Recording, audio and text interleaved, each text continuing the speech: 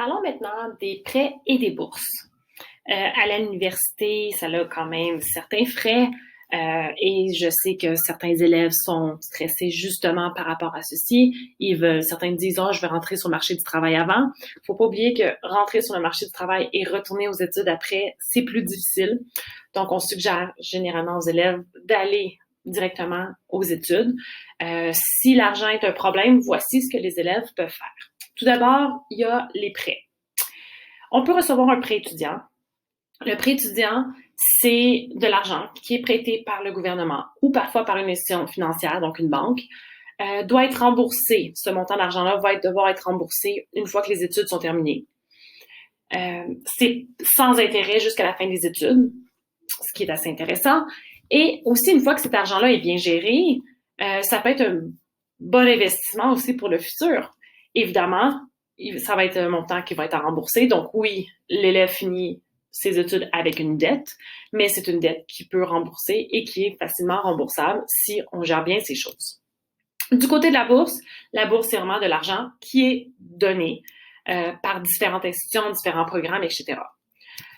Pour les prêts étudiants ou aller chercher un prêt étudiant, il y a le site de Student Aid Alberta qui va offrir ces services-là de prêts étudiants fédéral et provincial. Il y a plusieurs bourses aussi possibles qu'on peut trouver sur ce site.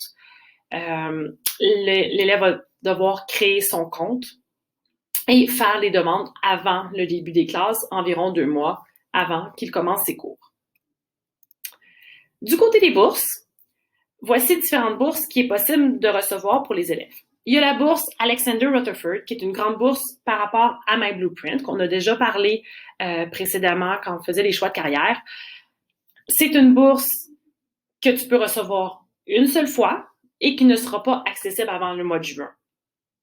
Cette bourse-là, on applique sur My Blueprint. Encore une fois, il y a des choses à répondre, il y a des critères à avoir, donc principalement par rapport aux notes. Le Conseil scolaire Franco-Sud offre aussi des bourses.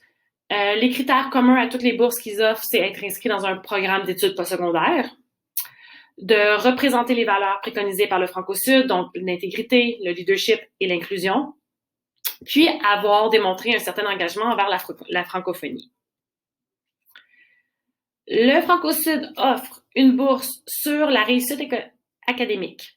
C'est une bourse de 1 000 $ par tranche de 10 finissants. Donc, s'il y a 10 finissants dans une cohorte, un étudiant aura cette bourse-là, pour avoir cette bourse-là. S'ils ont 20 étudiants, ce sera 2, etc. Il faut avoir une moyenne d'au moins 80% en français, en mathématiques, en études sociales, et un cours de sciences 30 pour pouvoir avoir cette note-là. Et tout ça, c'est basé avant l'examen de diplôme. Il y a aussi une bourse sur les EPT, donc les études professionnelles et technologiques. Donc, maximum de 2 bourses qui seront données par école, 500 $. Et évidemment, ce seront pour les élèves qui ont fait ces études, des cours d'études professionnelles et techniques. Il faut qu'il y ait un certain talent, une créativité, de l'intérêt dans un domaine de ce genre-là, et une moyenne d'environ 85% et plus. Une bourse aussi qui est offerte, c'est la reconnaissance de progrès. Encore une fois, 2 bourses par école peuvent être données. Et c'est vraiment pour les élèves qui démontrent une grande amélioration au cours de leur cheminement secondaire. Une motivation, une persévérance, une assiduité, un effort constant pour s'améliorer, pour devenir meilleur. Du côté de l'école, il y a des bourses aussi qui sont offertes, dont une bourse de la Société de parents. On offre, la première bourse, c'est celle du leadership, une bourse UNESCO qui est de 1 000 $. Elle est remise à l'élève qui démontre des qualités de leadership et qui soutient les valeurs de l'UNESCO. Ensuite, on a une étude francophone, des bourses de 1 000 $ pour n'importe quel élève qui continue ses études en français. Et l'implication dans la francophonie, une bourse de 500 $ pour n'importe quel élève qui s'est impliqué dans l'école, dans tout ce qui a rapport avec le français en Alberta.